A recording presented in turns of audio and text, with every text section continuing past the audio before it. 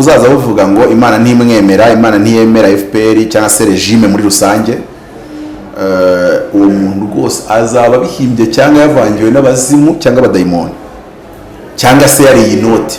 Cyo nisabira ubuyobozi bw'umutekano kuriya rwose mujye mukora akazi neza. Umuntu uzavuga ati irambwiye ngo akerekeza mu byo kuvuga yuko ubuyobozi bugiye guhirima, muzambabarire mukurikire abantu bavugana n'amafaranga yakira.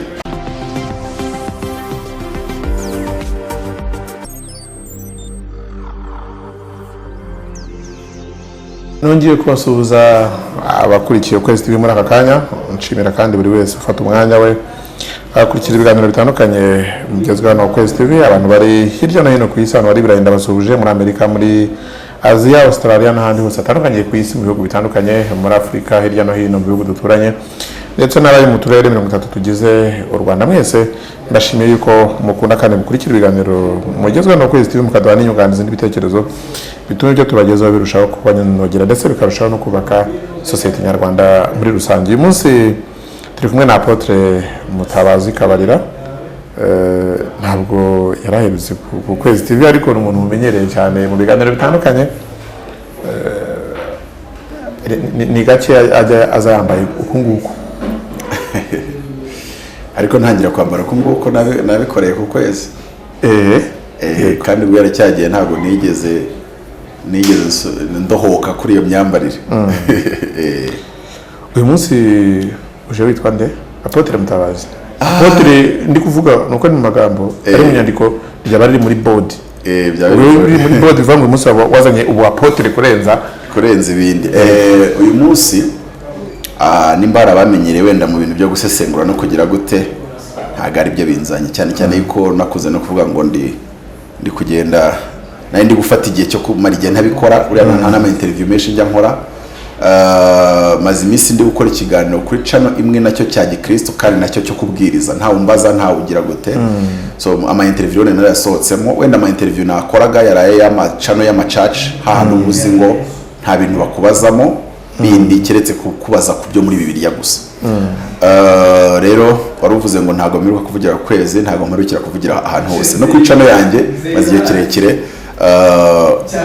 ncishaho utuntu dutoya tw'amatangazo se cyangwa ikintu Imana impaye kubwira abantu. Nayo maze iminsi ni research, ni kwandika ibitabo, ndi no guhindura uburyo bw'imikorere kuko ngewe buri gihe runaka mpindura uburyo bw'imikorere, checking uburyo bwari buriho, nka checkinga message natangaga n'icyari kigamijwe nabona atari cyo cyagezweho, nkashaka ubundi buryo. Ubwo rero niyo mpamvu abantu wenda batakunze kumbona cyangwa bashobora kutazongera kumbona. Kwaregeye nakunda kuvuga ari nk'inama ndi kugira ubuyobozi, nkabwira ubuyobozi nyamaze mugize gutya byaruta gutanga umusaruro. Izo nama rero ntabwo bazongera kuzinyumva, nari byo bitaga ngo ngenda nenga, kuko njye ntabwo nigeze nenga. Njye nano buriya akenshi nashyiraga imbaraga cyangwa se ntabwo nyashyira imbaraga. Icyo cyemezo ni cyavuye ntabwo nkushyira imbaraga mu kunenga ubuyobozi, kuko ubuyobozi bwa Afurika nkunda kuvuga ngo they are the real victims of our African ignorance. Ngo nibo bana ahubwo bavunika cyane, ibibazo biri ahandi. Ibibazo biri muri secteur privé no mu baturage. Rero ahubwo ngiye kunenga kwanjye ubyanarije nko kunenga no kunenga secteur privé n'abaturage ahanini. Rero uti kubera iki nabihinduye, nabonye rimwe na rimwe bikoreshwa nabi kandi akunze kubivuga. Rero nanga kumva ni icyemezo wafashe nka Mutabazi cyangwa hari ababigizemo uruhare? Ni icyemezo nafashe, kandi ikindi binajyana nuko nabigerageje ubwo buryo bushya mbona buri gukora. Iyo mfite inama nshaka kugira umuyobozi, ndagenda nkamushaka, amuhamagara cyangwa mukomangira amugani ibi bintu mukora muri service yanyu, mbona hari igitekerezo mfite cyarushaho kuba byari umusaruro. Kuko najyaga gusa n'ubivugira hano, ababifata bakaza gushaka mutugambo runaka two bakoresha bagaragaza ko kagera kumvinewe imbere. None ntabwo wagira umuntu inama umwereka ko ibyo akora byose ari byo, ariko buryo mwabikoreye ku ruhande inama kanayakira. Hari n'igihe akubwira ko ati rero buriya impamvu ibyo uri kuvuga bitashoboka nibi, yakubwira factize cyangwa se ukuri kwe cyangwa se realite wowe adashobora gushyira kuri publique, ukumva inama yawe ntabwo igikenewe, ahubwo ibyo akora nibyo byakwiye gukorwa, ugasanga nta yindi choice ahari. Ariko iyo atabikubwiye ugahita ujya kuri channel, burya akenshi niyo mpamvu nakundaga no kwisegura nkavuga ngo kubera ko hari amakuru amwe mba ntafite, ntabwo nakemeza yuko inama ntanze akenshi nkakorana cya kiganiro cya monipoteze uba ufite done nkeya ukazishingiraho ugakora basic for reasoning. Rero muri ubwo buryo naze gusanga ubwo buryo butanga umusaruro mwiza. Iyo ufite inama nyishyira uwo ireba, nabona yanze kuyumva nkamuteza mugenzi we nzi ko wenda yamubwira kumva, cyangwa se twabiganira tugasanga inama yanjye nta reme ifite, none narangiza havuga okay, it's okay. Ariko nimubona ibiri gukorwa bitari gutanga umusaruro, muzagerageza na alternative yanjye. Nubwo buryo nahinduriyemo.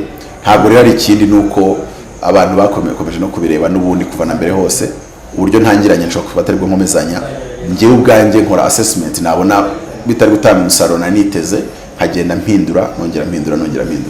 Rero uyu munsi nzanywe n'ikintu Imana yambwiye u Rwanda ku Banyarwanda, harimo n'ubuyobozi bw'u Rwanda, ariko ntabwo message igenewe ubuyobozi, kuko ibigenewe ubuyobozi nari kujya kubushaka cyangwa se nari kujya gushaka abo mbibwira bari mu buyobozi, nkababwira ko aribo bireba. Nuko ifite aho ihurira n'iby'ubuyobozi n'ibibazo biri mu gihugu, ariko nanone ikaba ireba abantu by'umwihariko bakunda kujya kuri YouTube ndetse bakunda no kujya n'abaturage muri rusange. Nigeze kohereza ifoto kuko waravuze ngo namaze igihe kirekire ntaza kuri ukwezi. Ifoto nayikohereje wenda kandi nayikohereje saa 10:17 ubwo nari maze kwifata ni screenshot. Hasi uraza kubona yuko doko muri screen yanjye nuko haba hameze iyo telefone itari gukora, none ubwo nahise nkanda screenshot kugira ngo isaha ize kwimarika. Nta kindi kintu nabifatiye se kukwereka ifoto yanjye, byari kukwereka iyi saha iri hano hasi, cyangwa se kugira ngo nze kuyibika ntaza kwibagirwa. Nibwo nari nkangutse, cyangwa se nari maze nk'umunota nkangutse, Imana imaze kuvugana nanjye icyo bitiyerekwa cyangwa se icyo bita inzozi, uko bamwe batandukanye. Ariko ibintu bitandukanye kubera ko abantu twese muri kamere yacu twese turarota ibyiza n'ibibi, ariko iyo bahe kubarokore abenshi bitabishakira iyerekwa. Ikintu cya mbere kuva natangiye gukorera Imana, ko Bibiliya iravuga ngo mu minsi y'imperuka ngo nzasuka umwuka ku bantu banjye, byanditse muri Yoweri. Petero yabisubiyemo ku munsi wa Pentecote, aravuga ngo nzasuka umwuka wanjye ku bantu bose, ngo inkumi n'abakobwa banyu bazahanura, ngo ariko abasaza bazarota. Rero sinzi impamvu Imana yakunze kunkoresha mu mpano y'abasaza yitwa kurota. Kandi ikindi, ibyo narose nkabibona bibaho ku buzima bwanjye ni hafi ya byose. Ndetse niyo abantu zambwiye ibintu numva ntabyumva, ntegereza inzozi, kuko inzozi zanjye nzizera kurenza ibindi bintu byose, yewe no kurenza ijwi nakumva. Ntushobora kugira inzozi zisanzwe, n'inzozi zisanzwe nyanzigira ukabasha kubitandukanya. Bitandukanye. Iyo wavuganye n'Imana ni nkuko uvugiye inyuma yanjye n'igihe Imana ivugiye inyuma yanjye, bitandukanye.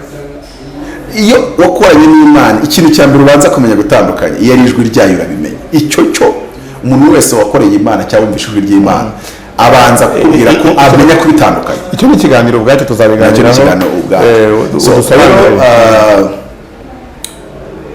Nari ndyamye ubwo n'uvuga ngo ni mu masaa 10:15 gusubiza hasi, sinzi igihe inzozi zatangire ko njye nafashe ifoto maze nk'umunota mbyutse ndi gushyira ibitekerezo ku murongo, ndangije mfata umwanya wo gusenga. Nagize inzozi ndahantu hajya kumera nka Kibagabaga cyangwa se muri biriya bice bijya hariya, ntabwo nabashe kumenya aho ariho. Nari ndi mu kazi ko kubaka cyangwa se kubakisha ibikorwa runaka ahantu narindi. Hari ahantu hari amazu asa nazengurutse nk'uko uzi ibigo by'amashuri bikunda kubakwa, cyangwa se amahoteli rimwe na rimwe ahantu wasohokera ugasanga hagati harimo jaride, hirya hakikijwe n'amazu. Ubwo nari ndimo nerekera ku nzu nari ndimo gukoreraho mu mirimo yanjye, nca ku bantu barimo baganira, bari bageze muri 4, ariko abaganiraga bari 3. Umwe yari abari iruhande ariko kubumva atari mu kiganiro cyabo. Ndangije nza kuva kuri ya nzu nekera hepfo hari ubwiherero. Ndi kwerekera ku bwiherero, nkomeza kugenda nabanguye amatwi ndi kumviriza, reka mbyite kumviriza ikiganiro kitandeba. Ariko impamvu nakomeje kucyumva nuko numvaga ibintu kivuga ntabikurura neza, kandi nkumva bisa naho ari ibintu biri sensible uko byavuga ku gihugu. Hari abagabo babiri ntabashe kumenya, ndetse uko bari ntawe nabashe kumenya, ariko abo babiri bari bahuje umugambi kandi barabahanuzi. Niturangiza izi nzozi abantu baraza kumva ko u Rwanda rwarwanye n'ibyo rurwana nabyo n'uyu munsi ibyo rurwana nabyo, cyane cyane kambyite kuri YouTube cyangwa se mu buryo bw'ibitekerezo na ideology. Ubu hagiye kuza atake noneho y'abahanuzi ku Rwanda. Nivuga ngo atake y'abahanuzi ku gihugu, wumve ngo n'ubundi nimba ibitekerezo bya Ntuza uvuga ko Ntuza yapfuye kandi ahari tubizi, bikora butinga ubwonko bw'abanyarwanda, wenda nawe akabikora bizi. Biranavuze ngo n'umuhanuzi we ni bibi, ni bibi inshuro 7 kurenza uriya wundi. We azavuga ngo ni Imana, kuko bavuga ngo ni Imana ibivuze. Muzare mutabazi nirinze ibintu runaka, nirinze kuzana ibitekerezo byanjye nkagereka ngo Imana yabimbwiye. Aho bwa iki nta kirose n'inzozi niyerekwa nagize, ariko ibi byo ni ibitekerezo byanjye nka Mutabazi. Icyo gihe mvuze ko ibitekerezo byanjye nka Mutabazi, n'umuntu usanzwe anyemera nka Apotre yemerewe kubihakana. Ariko nanjye kuvuga ngo ni Imana yabimbwiye, rimwe na rimwe mutanyemera nka Apotre ariko akaba yemera Imana akivuga, biruha gusa naho mfashe ibitekerezo bye nkamugumana kugira ngo numvishe abantu iki kintu uburyo gifite uburemere. Ntago ari ikintu cyoroshye cyangwa se gisanzwe, kiretse nimba wenda bumva ko nimba wenda tuvuge 80% bemera ko Imana ivuga mu Rwanda cyangwa 60%, nimba mind zabo zibaye corrupted cyangwa se zishyizwemo ibitekerezo by'ibihuha bitari byo, kandi bakabyemera ku rwego bumva ko ari Imana yabivuze, nimba bumva ntacyo byabitwaye, aho ngaho rwose naba ntari mfite n'impamvu no kuza hano. Muri izo nzozi rero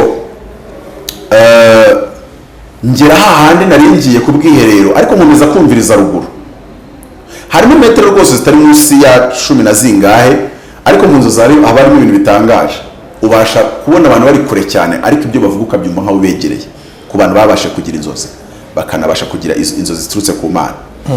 Noneho ngiye kumva numva abahanuzi babiri bari kugerageza gukonvenka cyangwa kwemeza undi umwe nawe naje kumenya ko yari umuhanuzi. Barimo bamubwira ngo genda nawe uhanure ko iyi ngoma cyangwa se iyi leta Imana iyiciye, iyikuyeho, ikuye amaboko, itayemera, kandi igiye kwemerera abayihirika bakayihirika. Uko bari babiri babonaga bemeranya nabyo rwose kari ukuri. Niyo mpamvu amatwi yanjye yagumyeyo. Noneho wa wundi babibwiraga arabyanga, aravuga ati reka reka, ati njyewe ntabwo Imana iri kumbwira yuko iyi ngoma iyiciye nk'ukuri kubivuga. Abazi imvugo barayizi, kuno abantu bajya bahanura ngo abo bahanuzi babiri bakomeza bamubwira ngo niko bimeze, kandi natwe twabihanuye nawe ugomba kubihanura. Abantu basomye Bibiliya bazi ko kwa Mikaya byabayeho, abahanuzi bagasa n'abagiye umugambi ngo twemeze ibi cyaduhanura ibi. Mikaya wakaza akavuga ati Imana imbwira nicyo mvuga, ibyo bangu mwemeranyije ibi cyase mwese mwahanuye ibi, ibyo sibyo ndeba. Nkuko n'abahanuzi yumva abantu benshi bahanuye ikintu kimwe, akabikora atari ubigambiriye, ariko agasa n'ukururwa n'ibyo abandi bahanuye. Abantu bazi iby'ubuhanuzi nkanjye babayemo cyane mbasha kubimenya ko uyu muntu ari gusa naho hari abibuhanuzi babigambiriye, ariko hari n'undi muntu usa n'ujya mu mujyi w'abandi kuko yumvi yakinjira mu rusengero barwanura imigisha gusa n'ibitangaza, nawe agakomereza muri uwo mujyi, ariko ntatuze ngo yumve nimba Imana ishobora kumubwira ngo abantu bihane, kuko uwa mbere yatangiye avuga gutya n'uwa kabiri gutya, akavuga ati nyuranyije n'uyu murongo bavuga ko njye ntatumwe n'Imana. Uwo muntu arakomeza kubahakanira no kubatsembera, noneho batangira kumuha impamvu agomba kubihanura.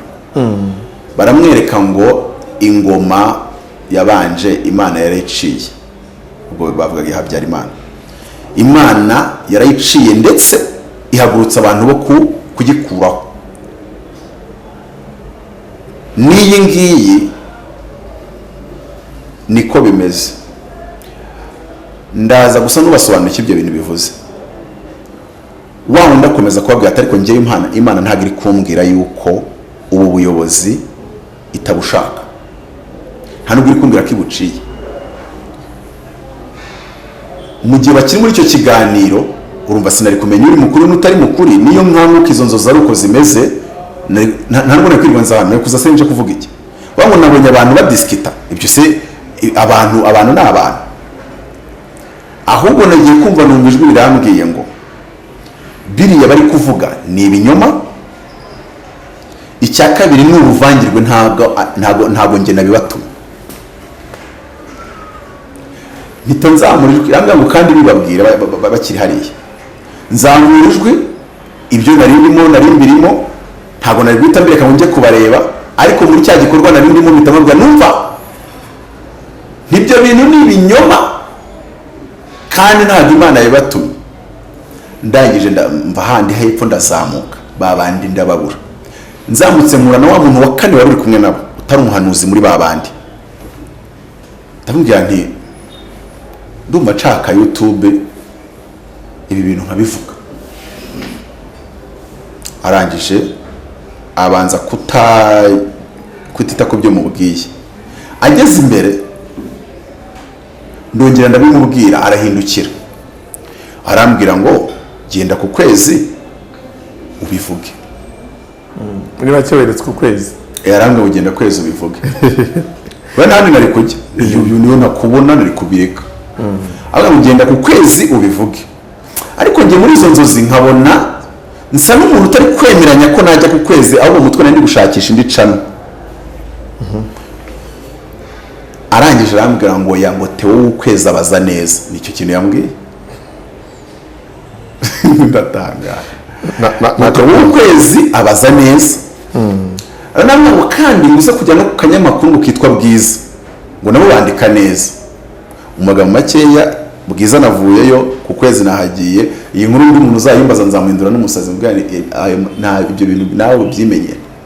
Donc ni exclusivity kuri izo channel ebyiri. Impamvu Imana yavuze simbizi, iyi mbwira handi nari kujya aho handi, ubwo abandi bahandi tuzaganira ibindi. Abo bireba ni bande? Cyane cyane message reba babahanuzi, simbaza amazina, ariko nyuma yaha hagiye guhaguruka ikintu bita abantu bamwe ngivuganye nanjye. Ariko n'abambwiye ngo bagenda babyumva ngo bisa n'ibyatangiye. Igihugu Imana ikinyuzemo, wapfuye benshi kurenza bapfuye mbere. Abansekeje ngo aragiye usanga abantu zari rwana ibintu bijya guhura n'indagu zamagayane. None se ko turabakozi b'Imana tujya urajya guhanura ibintu kameme, n'uwajya guhuza ko yahuza. Imana yavuze ibintu byinshi byiza ku Rwanda tutarabonesha amaso, hari ibyo twabonesha amaso, hari n'ibyo tutarabonesha amaso. Muri za Bibiliya higeze kuza umushinwa ahantu uravuga za nshwinshwani, akajya hanura bagashyira mu Cyongereza bakavana mu Cyongereza bashyira mu Kinyarwanda. Abantu rero batari bahari ngo bandike ubuhanuzi bw'ibyiza Imana yavuze ku Rwanda, niba ujya kubona ukabona aratengavuye muri Satinski, tutanamuzi mu bahanuzi, tutanazi ibindi bintu hano ngo bisohore, akaba ateye neza hati yambwiye ngo inyuze mu gihugu, reka da kagira inkuru inyuzemo se nisanzwe haba, dore ko banavuga ngo Rwanda igataye Rwanda. Ubundi se niba hagati muri twe, ubundi se duterana ntabwo ibi inyuzemo, ushatse kumvisha iki? Undi ati imvura iraguye, undi ati imvugo nk'izo ngizo. Igihe cyatambutse babivugaga basa n'abarerura, hari yagiye kuzaduka, wera simvuze ngo hagiye kwaduka, hari yagiye kuzaduka, kuko ikigamijwe cy'iyi message nuko babyumva bakabireka, kuko nta nubwo bizabagwa neza, nta nubwo icyambere Imana ntibirimo. Buryo uranakavuga ibintu banga Imana irabindi inyuma inkavaringa, Imana nirabibirimo. Icya kabiri, nabonye hari ubivuga, numva ijwi bamwe ngo n'ubu baraje bamuhamagara, bakaguhamagara, urabyumva nawe. Cyose mujye mushyira nimero do telefone zanyu nimujya kubikora, ndabwira abahanuzi, kuko bizaba ngombwa ko babahamagara. Rero kujya mu mworoshya akazi muzashyirwe na nimero naho mutaha. So ukabona yuko hari ikindi kibazo gihari.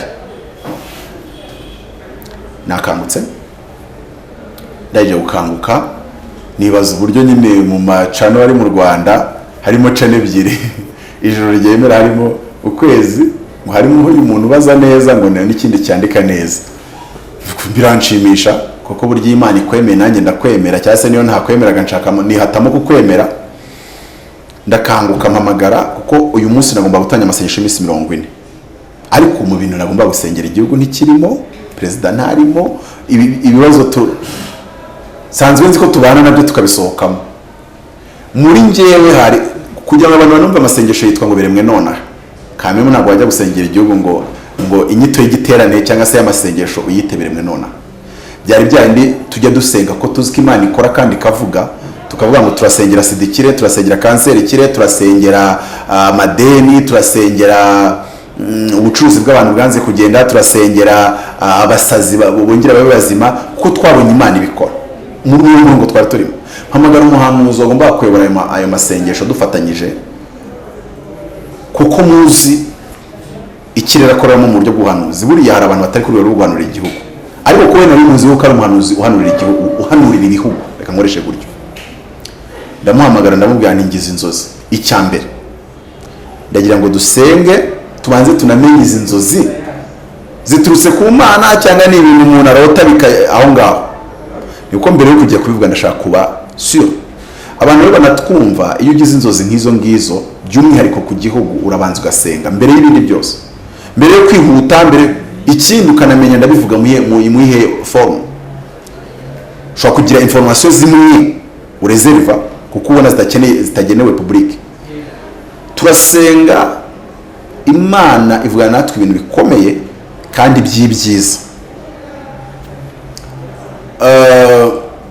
ariko igira bimwe mbwira ngo bino byo uzaba uretse kubivuga hazaboneka ikimenyetso cy'umuntu uzahaguruka akavuga ibyo ngibyo bitari ukuri, abivuze mu izina ry'Imana ngo Imana yabimutumye. Icyo kizaba ari ikimenyetso cy'uko none icyo gihe ushobora no kuvuga ibi bikurikiraho. So mu by'ukuri rero ndabyuka ndasenga, maze gusenga mfata umwanya nshyira ibitekerezo ku murongo kugira ngo menye ibyo bintu urabibwira abanyarwanda gute, cyane cyane kumva abagendere ba mbere nabaye ko ari umuntu utabibaza ngo kuki utagiye ngo ubibwire leta. Urabona ko muri izi nzozi nta nubwo bigenewe leta hanini, ahubwo n'uvuga ngo bigenewe bariya bazabivuga, kubabwira yuko bitonde babanze basenge nta Mana ibirimo.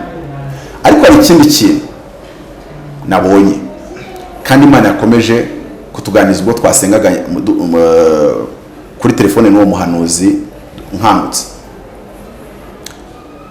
Byari nko saa 12 mvugana nawe, yarazi ko ngiye kumubwira ku by'amasengesho twinjiyemo. Opposition izabijya inyuma kandi izabigira mu kuboko kurekure, niba ariko ndabyita.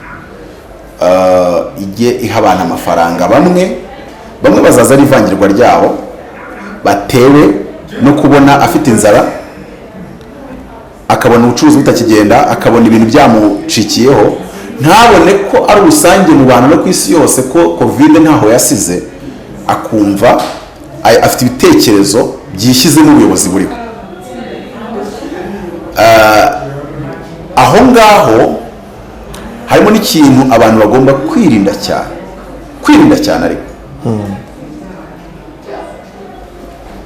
umuntu w'Imana nakoresha ijambo rivuga ngo havumwe umuntu ushaka guhuza iyi regime niyayibanjirije.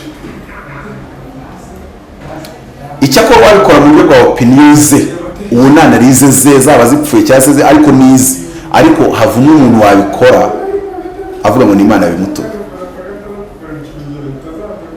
kuko ntabwo ariyo yabimutumye, nta nubwo azareba ariyo izaba yabimutumye.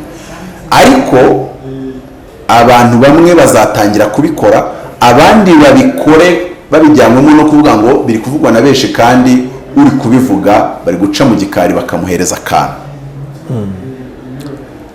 bishyirwemo amafaranga. Ibyo kandi si naho gusa, no mu gihugu nabibonye bihari. Umuntu akaza akavuga inkuru nk'iyo ngiyo, si inkuru y'ibyiza, si inkuru y'uko wenda igikombe cy'isi cya 2022 kizabera mu Rwanda uzanye ko ariko buhanuzi wakiriye. Uwo mushinwa yarimo hano yuko u Rwanda ruzajya abantu bazajya baza kurwigiraho technology, ama IT n'ibindi nk'ibyo. Mu gihe ntegereje kubona za Silicon Valley mu Rwanda, hari abantu bari kuvuga ngo hapfuye benshi kurenza bapfuye mbere. None umuntu agahagurukana ubwo butumwa atanabusengeye akabwirukankana. Ikibabaje si icyo ngicyo, abantu babwumvisha ukabona benshi bakoze mu mifuka bamuhaye ituro. Burya muri sinya barakora abanyamwuka, sinzi wenda abantu badukurikiye ntabwo ntegetse ko ariko urese agira uko yizera. Iyo umuntu ahanuye ukavana mu mifuka mu ituro, ni nko kuvuga ngo ndemeranya n'ibyo uhanuye, ndemeranya nabyo. Icyo rero ni ikibazo, kuko abantu bazemeranya nabyo bazi ko ari Imana yatumye bariya bahanuzi. Byakorerwa mu byumba ahatagira kuri YouTube, byakorerwa kuri YouTube aho twese tubona kandi twumva. Abantu bitandukanye n'ubwo buhanuzi. cyangwa se n'ibitekerezo bivuga ngo iyi ngoma Imana aba bantu Imana baciye ku ngoma bari kuyobora Imana yemeye ko bigizwa cyangwa se batsindwa cyangwa se bahirikwa uko imvugo bazaba yivuga kose. Ikindi nabonye muri izo nzozi nuko hazabaho n'abandi nanone baza, twatangiye kubibona bitari ubuhanuzi, ariko hazaza abandi babivuga babyita ko Imana yabiberetse yabibahishuriye, bavuga ku mukuru w'igihugu mu buryo bumwe cyangwa ubundi. Ibyo bazaba bavuga byose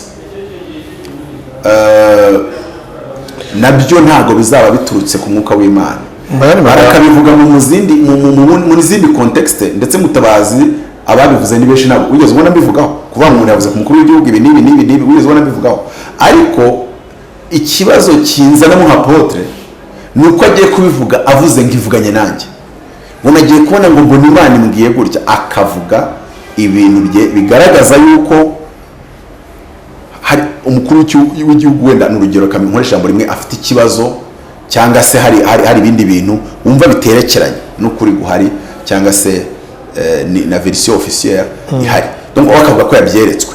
Uwo nawe ntabwo azaba byeretswe n'Imana, ariko ibyo bintu hazabayo inkubiri, cyangwa se ubutumwa bugamije ko iyo nkubiri ihagara ntibeho, ntinanirwa ko turayikeneye. Ntabwo icyo nyine ari uko bibaho ngo abantu babemere ko ndota bigasohora, ahubwo ntizigere inabaho yuko umuntu yihandagaza akavuga ngo mu izina ry'Imana ngo His Excellency ngo gutya na gutya. Ibyo ngibyo bizaba bidaturutse ku Uwiteka. Icya kabiri, umuntu akajya akavuga ngo ubu buyobozi Imana ntishaka ko bukomeza kubaho, cyangwa se iyi regime ko ihirima, reka nkoresha iryo jambo rya gutyo kuko nabonaga abahanuzi ari byo barimo. Icya kabiri, ikindi kuba nawe wumvishe babivuga hariho uruhande rumwe n'urundi, sicyo cyanzanye hano. Icyanzanye ni uko ijwi ryambwiye ngo bavangiwe kandi ibyo bavuga ni ibinyoma. Rero navuga ngo nubwo hari ibyo nzavuga ikindi gihe, cyangwa se nkabibwira abandi batari abanyarwanda bose, bibaye ngombwa abantu bikuremo ibintu batekereza. His Excellency arahari, akankoresha ijambo rivuga ngo none n'ejo. Hari igihe Yesu yigeze kumutuma baramubwira ngo Herode ngo aragushaka, sinzi niba byari muri ubwo buryo, ngo ntashaka ko ukora ibyo bitangaza n'ibimenyetso ugenda ukora. Arababwira ngo mugende mubwire iyo ngunzu ngo umwana w'umuntu arakora none n'ejo, ngo rero ni nko kugeza igihe. Rero abantu bareke kwigira abaraguza mutwe. Ibyo Imana ibifite mu mugambi wayo kandi mu buryo bufitiye inyungu abanyarwanda izabikoramo. Ariko reka mukopeze kubera ko Imana yambwiye ko nabaza neza kugira ngo utazana kubimbaza.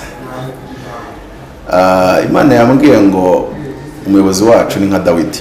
Abazi Bibiliya muhite mwumva context ya Dawidi muri Israel. Nturakare ngo yararwanye n'ejo azarwana, kuko ni nacyo yashyiriwe. Icya kabiri, igihe u Rwanda ruzaba rutaragirana umubano umeze nk'uw'amatwi n'amabinga na Uganda,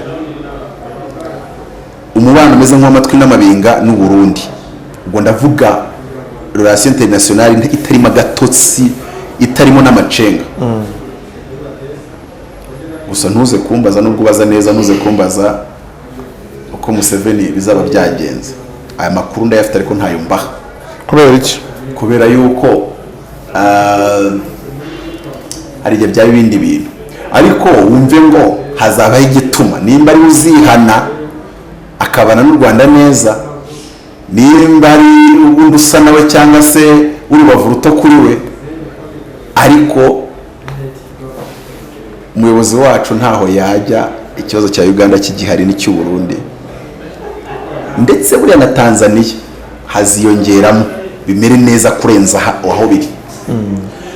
Aho hantu hatatu biriravuga ngo Dawidi yabaye umunyentambara akurikirwa n'umunyamahoro witwa Salomo, ngo ariko Dawidi yasize igihugu gifite amahoro impande zose. Ariko ibyo byavuzwe ku gihe cya Salomo ngo yabaye ngo yagize amahoro impande zose. U Rwanda rugomba kubanza rukagira amahoro impande zose. Ubundi kindi Nelson Mandela uramubona yigendeye mu cyubahiro cye. Ibyo abantu batekereza gato uyu muntu azagenda atya cyangwa azagenda atya, ibyo muzabitekereze kuri Mutabazi. Hari igihe yasohoka moto ikamubirindura, hari igihe yanyerera ku gishishwa cy'umuneke. Ariko abantu reka nkubwire Theo, ngiye abantu bavangirwa nanabaha n'ituro, ariko bakamvangirwa bavuga uti sinjya mura nabo se Mutabazi wa muntu w'Imana we inyeretse ko gwaye umugore agase wo mfite se kahoze ni wa kabiri. Ukurumva ko we aba yarebeye marangamutima no mu bitekerezo byakabona ni nk'akajene. Iryo vangirwa reka mvuge ngo risa iryo tubyoroshye turifate nk'aha hari ryemewe, ariko kuko iryo ngiryo ni ubwanjye ntirinyica, nta n'ibindi byangiza. Kuvangirirwa ku gihugu my friend, kuvangirwa uryo nakavangirwa ku gihugu uvuga ibyiza, ariko kuza uvuga biracitse idahari. Abaturage bakayagara, kandi buriya barokora ashobora no kutaza kuri YouTube bakajya bajya muri bya byumba, bakajya bajya hahandi muri go byore neza bajya kuganira n'abantu gasanga mu mitima reka byigeze bibaho umunsi umwe nkikizwa. Abantu bavuze ngo bagiye kugwa imvura, abantu bagura ibiryo buzuza inzu, bagura ibigega bya roto, cyokoze ibyo batekerezaga bitabaye abari babiguze barakarira, bari babihanuye. Ngibyo nabirebye n'amaso yanjye, ntago ari ibintu, ntago ari inkuru yambaririwe. Rero ntatekereza yuko n'ibyo byarabaye 2010 tutabikeneye uyu munsi 2021. Ariko ikindi kibazo bizaza no mu yindi version, bizaza bifite undi murego, kuko icyo gihe cya mbere nta wigeze avuga ngo iyi ngoma Imana irayiciye. Wenda nimba n'uwabipangaga akiri kwisuganya kureba uburyo azajya kubivuga, ubwo mutanze yumve neza yuko ibyo byashyizwe ahabona. Ubwo naza azasodusobanurira habikuye. Ikindi kandi ubuyobozi bwacu ntibuzarebere izo nkozi z'ibibi, buzakora akazi bushinzwe, buzicyahe cyangwa se bukurikiza amategeko uko bikwiriye, kubera ko uwo nawe ni umwanzi nk'abandi. Uwaza gusenya cyangwa se kuvogera sécurité nationale cyangwa se usugire bw'igihugu, yaca muri iravuze, yaca mu zindi propaganda, kuko wabonaga biri gukoreshwa nko mu buryo bwa propaganda. Rero uwo nawe agomba guhanwa n'amategeko agenga cyangwa se areba ibyo wakoze propaganda mu buryo runaka. Ibyo byose abaza amategeko bandusha, ariko icyo kintu nagomba kukivugira hano n'ahandi. Hakabiri nakubwiye ubu hanyuma ndanasoje. Hanyuma tukiri kuri ibyo, umuntu kuri iki kiganiro hari ikintu nifuza ko yakuramo. Icyambere uhanura abahanuzi barahari. Wemera ko mu Rwanda hari abahanuzi barahari rwose. Hanyuma ubuhanuzi bugiye kuzajya buza, uretse ko dufite abahanuzi bake bahanurira igihugu. Ntabwo ari mu muhanuzi Imana ituma guhanurira igihugu, abantu bitandukanye. Kubwa ko mfite sinabikubwiye n'ucyajya nsanze aho nabaga. Yego. Umwana abantu baradutse baraje bavuze ngo inkingo zirimo ibibazo, baracyabivuga. Habaye ingururiye kubivuga, ariko nimba byarageze ikibazo cyari kirimo kigashira mu baragisengeye se, bigaragare ko bareka ibintu byo gukinira ku buzima bw'igihugu. Ngiravuze Mutabazi uje kuvuga ibitekerezo byanjye, ndaza nkavuga ibitekerezo byanjye, nkabyita ibitekerezo byanjye. Ariko iyo watangiye gushyiramo ngo Uwiteka avuganye nanjye, uzajya ubanza ukaragura ururimi karindwi. Icya kabiri urakavuga ngo Uwiteka avuganye nanjye, ubwira Theo nka Theo. Use ko nkubwiye ko Imana yambwiye ko ubaza neza, hari icyo byica igihugu, hari icyo byangiriza igihugu se, hari ubwo bituma abantu badasinziriye. Ariko iyo utangiye kugira ku gihugu ugatangira kudiribura amagambo uko byiboneye, ugatangira kuvuga ibintu uketse ko weretswe n'ibyo, hari impamvu yatumye mbyuka nkabanza nkasenga mbere yuko mbitangaza. Nsenze Imana yambwira ngo ibuze kubiri muvingamo, ntubishyire muri content public. Ibi ngibi uze kubivuga mu marenga yabyo, ariko ibi bindi byo ubibwe. Kubera iki?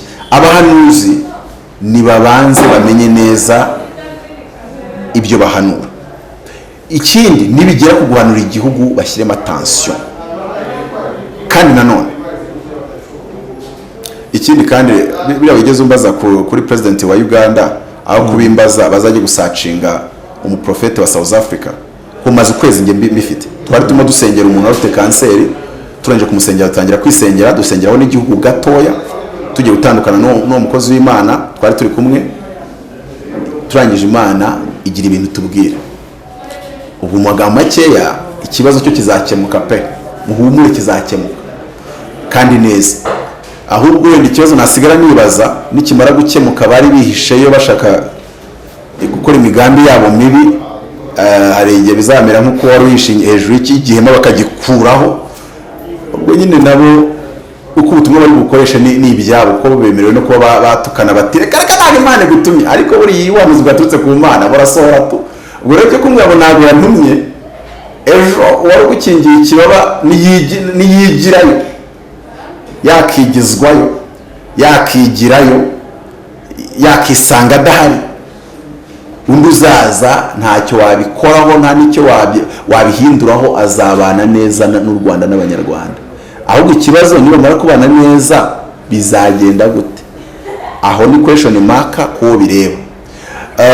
Ariko tumaze ukwezi tubibwira nese ubundi ko nibitse muze kubivuga. Mutabazi sinshaka hiti ndayifite, sinshaka abantu bamenya baranze, sinshaka abantu bantuka bantutse bihagije, sinshaka abantu bankunda abankunda ndabagwije. Ahubwo icyo nshaka nuko abo bantu bashaka kuzavuga bacemo cyangwa se no bazajya gushinga imitwe bajya bikora nka propaganda isanzwe, ariko bareka kuvuga Imana iravuze, kuko icyo kintu kigira uburemere. Ugasanga n'umuntu wari ukunze ubuyobozi kuko wavuze ngo ni Imana ivuze, aravuze ati aha ntifatanya n'ibyo Imana yanze. Icyo ni ikinyoma. Ahubwo nimba hari ubuyobozi Imana ikunze ni ubu, ko nimba Imana ifata umuyobozi ikamugeranya na Dawidi, si uko ubuyobozi bwanze. Ariko nimba abantu bazi inkuru za Dawidi, yigeze guhunga, ahunze Shimeya agenda amutuka umugenda, ngo yari guca hino y'umugezi, Shimeya yaca hirya y'umugezi agenda amutuka. Mugabo nawe ati wanyemereye nkambuka. Dawidi aramubwira ati tuza turiye. Nta Dawidi utagira critique abamukritika, nta Dawidi utagira abamutuka, nta Dawidi, reka nkoresha ijambo rimwe, nta Dawidi utagira mapping report. Ariko ntibikuraho ko Imana imwemera, nta nubwo bishatse kuvalida ibyo bimuvuga ko ari ukuri. Rero Imana niyo ituma umuntu Dawidi, sinzi ko mfite impamvu yahagarara igahangara kuvuga ngo you know what this and that. Ariko n'abaturage aho uzabyumva uzafuka amatwi ukomeza, uzabyumva ntuzamubwire uti ndagucyashye mu izina rya Yesu. Hanyuma tukiraho nakubajije nti ubuhanuzi bwose buzaza buvuga ku Rwanda, buvuga ku buyobozi, buvuga kuri Perezida Kagame, uzabukurikira bwose azabufata nk'ibinyoma? Ntabwo ari bwose, ariko uzaza buvuga ngo Imana ntimwemera, Imana ntiyemera FPR cyangwa se regime muri rusange, uwo muntu rwose azaba bihimbye cyangwa yavangiwe n'abazimu cyangwa abadayimoni, cyangwa se yari inoti. Cyo nisabira ubuyobozi bw'umutekano kuriya rwose mujye mukora akazi neza. Nimba hari n'ibikoresho bidahari bongeremo akabije biboneke.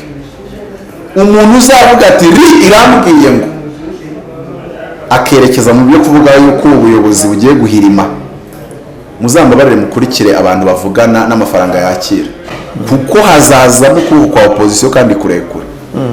Kupita $1 rwose umuntu abyuka avuga ati ndayumvise ivuganye nanjye. Kumva Mutabazi avuga ari umurokore, ari umuhanuzi, akatavuga ati Apotre Mutabazi arimo aragambanira abahanuzi. Ndabagambana se bahanuye ibindi. Reka mu Rwanda dufite ibibazo, hayi inyonjo zihari, bazisengere ziri giti, basengera abasazi bakire, basenge ibi byo gusengera zibihari, amadivorce ari gututumba, abahanuzi babuze ibintu bakora, bumvishe babiguze, bumva yuko bagomba.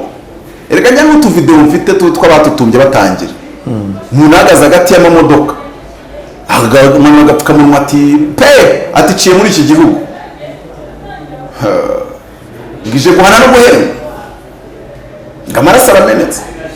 abadukurikiye hari ababikorana n'ubujiji, hari abavuga bati ariko hari abazabikora ari propagande bafite uwo batumye.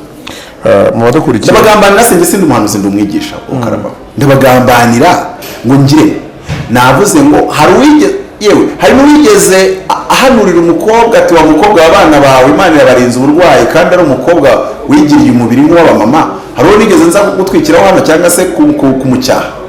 Ibyo vangirwa barikomeze ntacyo wenda bazakosoka imbere aha ngaha ariko ukavangirirwa no ku gihugu my friend, uvangirirwa ku buyobozi, ukavangirirwa ubwangisha abaturage, ukavangirirwa ushyira mu mitwe y'abizera Imana baburimo yuko Imana itaburi inyuma.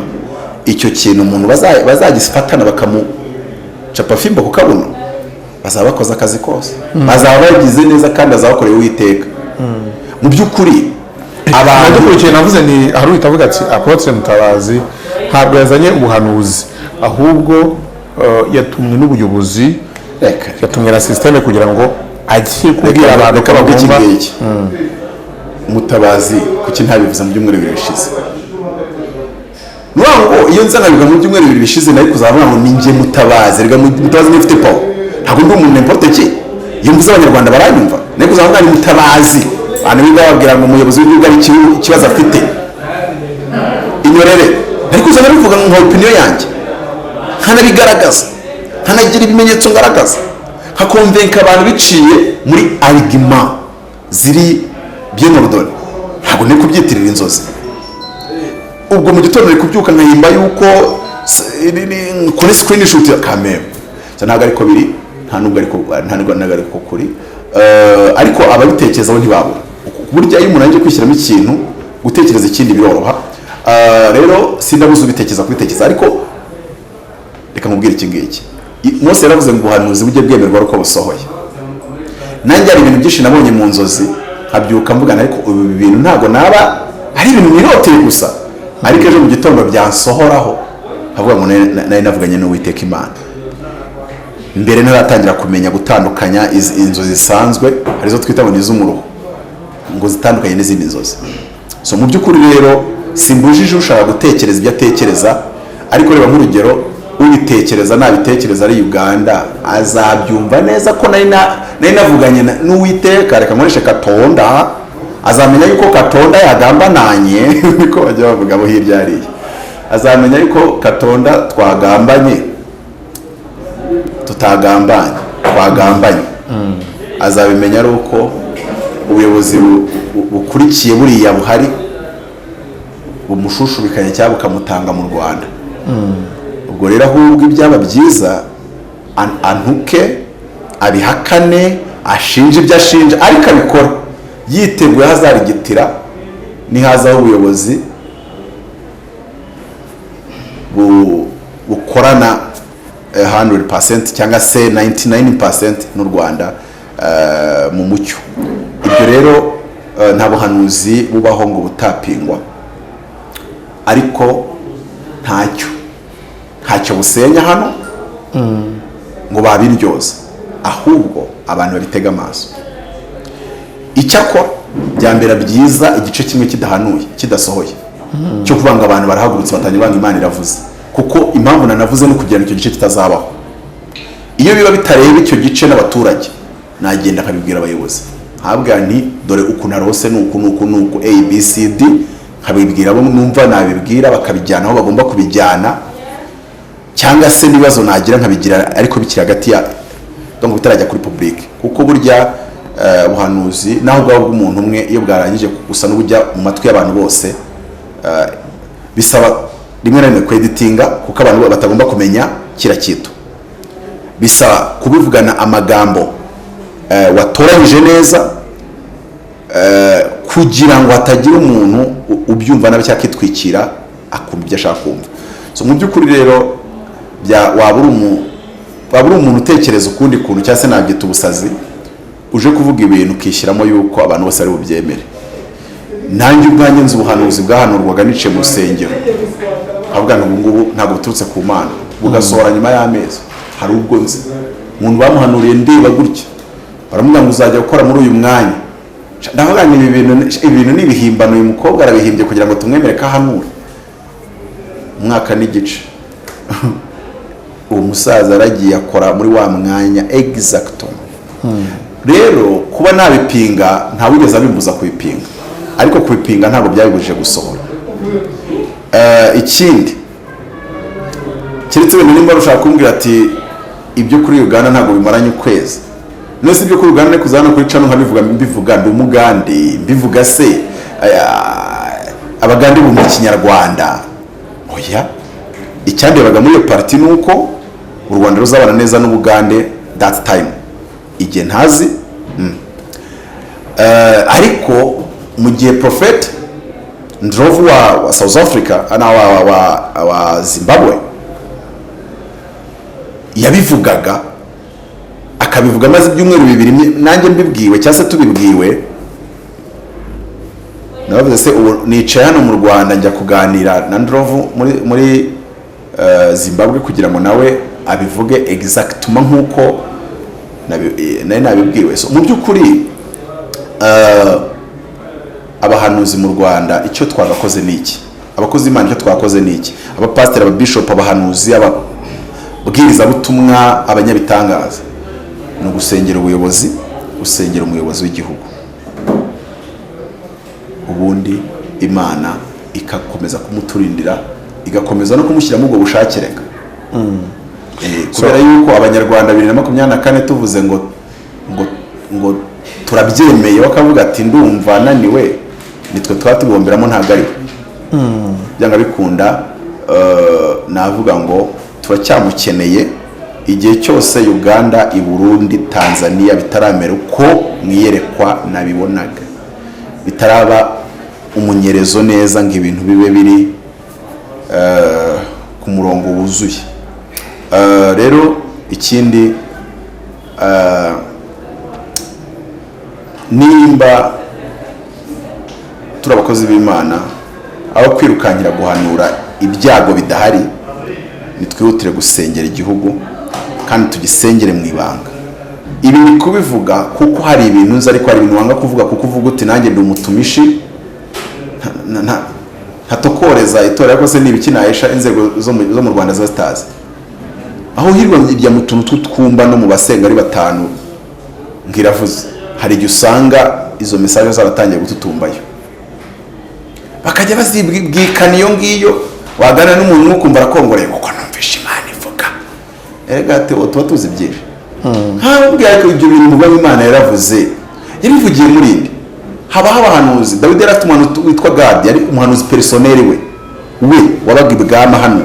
Habaga witwa Natani, Imana yarenze Gadi irenga Natani, ijya kubwira Dawidi iciye nanjye bangera gutabara, ijya guca iyo Satinski n'umuntu tutazi utarakiza kanseri.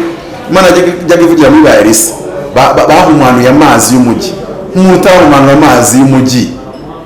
Ikintu cya mbere agiye guhanura no guhanura yuko ingoma Imana yabanje kakwereka iby'akawunga abaturanyi bawe nimba bazakabona cyangwa batazakabona.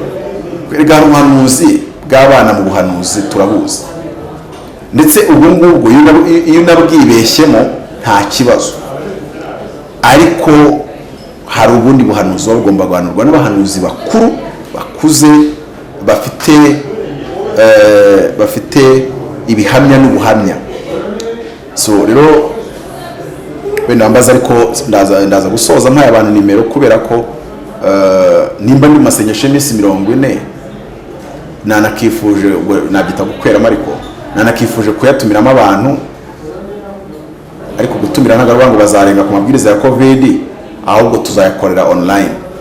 Bakaza tugasenga Imana, ababiyoboweho nkuko nanjye ubwo nahise mbifata nk'icyifuzo kinjiye mu bindi, gusengera igihugu n'umukuru w'igihugu, gusengera abanyarwanda by'umwihariko, abanyarwanda by'umwihariko, no gusengera abantu bajya ku ma YouTubes.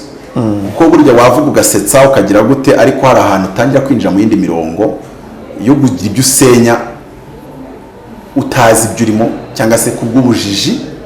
Ibyo ngibyo ntabwo byari bikwiriye. Cyokoze ikintu cyanshimisha nuko abantu bazabigerageza, amatora yabo azabaca yihuse bakaba inzererezi. kandi n'ubuyobozi nabwo nabonye bubahamagara burabibaryoza. Ubwo rero umuntu hejuru y'ibyo uzumva afite ayo makuru, namugira inama yo gushaka abahanuzi bamutanze guhanura bagasengana. Nimba nanjye nagize inzozi nkabanza kuzisengera kandi zitari zisenya, zari zubaka. Nuko nzi uburyo igihugu kiri sensible cyane cyane iyo bigeze ku bintu bita ubuhanuzi. Cyangwa se azaye kuhanurira Amerika na za Singapore, abantu bari barahanuye ngo Trump ngazayobora indi manda ya kabiri. Ibyo ntacyo byabatwaye kuko ni Amerika. Twe twifitiye amateka yacu tazi kubitamo ubuhanuzi bwose, n'ibyo utekereje ngo byite ubuhanuzi ngo bizagire. Hari abantu rero bafite inzara, hari abantu bafite ama business ari kwanga, noneho kubera uburibwe bafite ntibabashe kubona yuko mu gihe cya covid nta gihugu kitakuhungabanya mu bukungu, bakumva bihanuwe batanga ituro cyangwa se babifana, cyangwa se nabo ubwabo bagahimba iyo message mu bitekerezo byabo. Abantu zinigeze mbana nabo yashaka guhanura ibintu biri bizima, ariko ikindi gihe kubera bari bakiri batoya muri za 2010 na 11 yaba mwagiranye ikibazo agatangira guhanura ko ugiye gupfa, ugiye guhura na accident, donc agatangira gufata ibyo agutekerezaho agatangira kubivuga nk'ari professor, ntamenye gutandukanya ibitekerezo bye na professor. Rero nasoza mvuga ngo nimero yanjye ni 0788 30 yandikira kuri WhatsApp, ushyire kuri group ya WhatsApp tuzakora ayo masengesho iminsi 40 yitwa ngo biremwe nonaha. Uburwayi bwananiranye n'ibindi byose wumva bikeneye guhura n'abahanuzi n'abanyamasengesho, turari cyangwa se iyo minsi 40 tuziyiriza saa sita nta kurya, cyokoze wonsa n'ukora akazi gakomeye azafatira soft meal, ikintu cyoroshye ku mugoroba no kurya ikintu cyoroshye, cyangwa se ugatamira bitewe, cyangwa se wakumva utajya byishoborera, wese agenda uko imbaraga ze zingana. Urya umuzenguruko, kurya umuzenguruko no kurya petit déjeuner saa sita na ku mugoroba byita kurya umuzenguruko, ariko ukaba natwe tugasenga. Groupe reza abiri abantu 156 ntabwo nzakora ebyiri, niba gutanga umubare kuzura utarahagera were wako. Ndumva uko nasoza abwira abanyarwanda muri hakiri kare, nkabwira abahanuzi muri hakiri kare, nkabwira ubuyobozi muzaducyahire izo nkozi zibibi, cyase nimba n'ubu zihari mwaba mutegereje iki kugira ngo kubita agashyi kutubuna mudufashe, kuko uriya wanzana izindi propaganda ko kuzemera na mahitamo yanjye, ariko iyo uje ubyitanga Imana yavuze ubu nkubitiye mu gafuka kabi cyane. Niyo mpamvu ibyo bintu birwanya nivuye inyuma. Havumwe umuntu uvuga ngo Imana yavuze itavuze, havumwe umuntu uvuga ngo perezida ntahari kandi ahari, havumwe umuntu uvuga ngo ingoma Imana yayiciye kandi Imana iyemera. Ndumva araho nasoreza, hasoza natura umugisha ku banyarwanda n'ubuyobozi bwacu muri rusange mwisengesho rito cyane. Ariko hari ikindi kibazo nacyo wakimbaza ngo bazabihagije, reka dusengeho gatoya, tubwire Imana ngo n'ubundi gahunda ni yayindi, icyo watuvuzeho muri 2000 ndetse no muri iyo myaka turacyagitegereje, ndetse byinshi twarabibonye kandi turagushima. Uwiteka Imana turagushimye, turaguhimbaje kuri umwami mwiza. Ubwami bwawe nibuze mu Rwanda, icyo ushaka gikorwe nk'uko gikorwa mu ijuru. Nsengeye ubuyobozi kugira ngo urusheho kubaha ubwenge kandi urusheho kubaha imikorere itanga umusaruro uruseho. Aho watuvanye turagushimye, aho tugeze turagushimye, beza waduhaye turagushimye, kandi naho twerekeza twagiye twumva mu buhanuzi butandukanye bw'ibyiza, nabyo turabyizeye ko tuzabigeramo. Sengeye ubuyobozi rero kugira ngo buboneke bwuzuye, bufite ibisabwa byose kugira ngo uhatugeze. Sengeye abaturage, sengeye secteur privé kugira ngo twese dusenyere umugozi umwe kandi dufatane urunana mu bumwe, tubashe kuhagera nta nkomyi. Sengeye igihugu cy'u Rwanda kugira ngo kigire amahoro kandi kigire imibanire myiza n'ibihugu bihana imbibi nacyo, ndetse n'amahanga yose muri rusange. Sengeye itorero mu Rwanda n'abakozi bawe by'umwihariko, ndetse n'ababasha kugira ibyo bavuga bikumvwa na benshi binyuze ku ma YouTube n'ubundi buryo bw'amamedia butandukanye, kugira ngo umwuka wawe ababeho cyane. Ijambo ryawe riravuga ngo umwuka w'Uwiteka ari kuri njye, yansigiye kugira ngo mbwirize abafite imvune mu mitima, kuko ari we wenyine ujya ukora healing, ari wowe ujya ukiza imvune zo mu mitima. Ahatari umwuka wawe isanamitima rijya riburaho akantu, kandi ntabwo ryakorwa ngo ryuzure. Nsengerera abantu bafite imvune mu mitima mu buryo butandukanye kubw'amateka yacu, kugira ngo ubavure izo mvune, izina ryawe rihabwe icyubahiro. Navuga byinshi ku Rwanda, nasaba byinshi ku Rwanda, narusengera kuri byinshi, ariko mu gihe turi muri iki cyorezo turasenze kugira ngo hamwe no gukurikiza amabwiriza, hamwe n'inkingo uko zigenda ziboneka, tuzabashe kugisohokamo ibyangirika atari ibiduheza hasi, ahubwo tubasha kongera tukabyuka, tubasha kongera tukavansa, kandi umuvuduko twari turiho ntibiduheze inyuma kutongera kuwubonekaho. Aho tujya ni kure rero, ariko tugufite mu ruhande rwacu burya nta mubisha. Soje natura umugisha kuri iyi channel, soje natura umugisha ku bakurikiye iki kiganiro, soje mesha umugisha umuntu wese gikebuye.